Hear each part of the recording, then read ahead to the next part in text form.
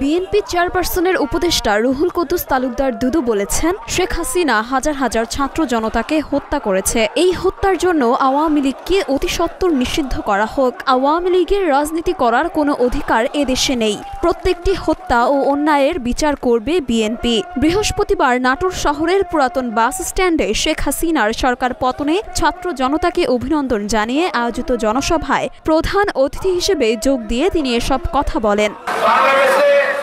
আমার দ্বিতীয় স্বাধীনতা হচ্ছে স্বাধীনতার জন্য যদি জামাতকে আপনারা নিষিদ্ধ করেন, এই দ্বিতীয় স্বাধীনতার জন্য এই ছাত্র এই বৈষম্য বিরোধী আন্দোলনের নেতারা যে অর্জন করেছে, তাদের রক্তের উপর দিয়ে তাদেরকে রক্তাক্ত করা হয়েছে, হাজার হাজার মানুষকে হত্যা করা হয়েছে।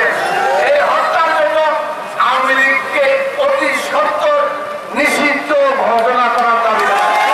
সভায় অন্যান্যের মধ্যে বক্তব্য দেন জেলা বিএনপির আহ্বায়ক শহীদুল ইসলাম বাচ্চু, সদস্য সচিব রহিম নেওয়াজ, যুগ্ম আহ্বায়ক ফরহাদ আলী দেওয়ান শাহিন, সাবেক পৌর মেয়র কাজী শাহ আলম, সাবেক এমপি কাজী গোলাম মোর্শেদ সহ বিভিন্ন উপজেলার বিএনপি নেতৃবৃন্দ।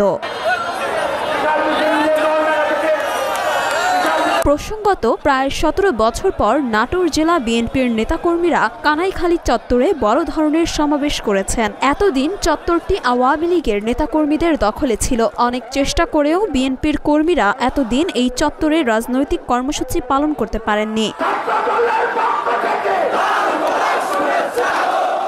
মরিয়ম মিম, ঢাকা পোস্ট।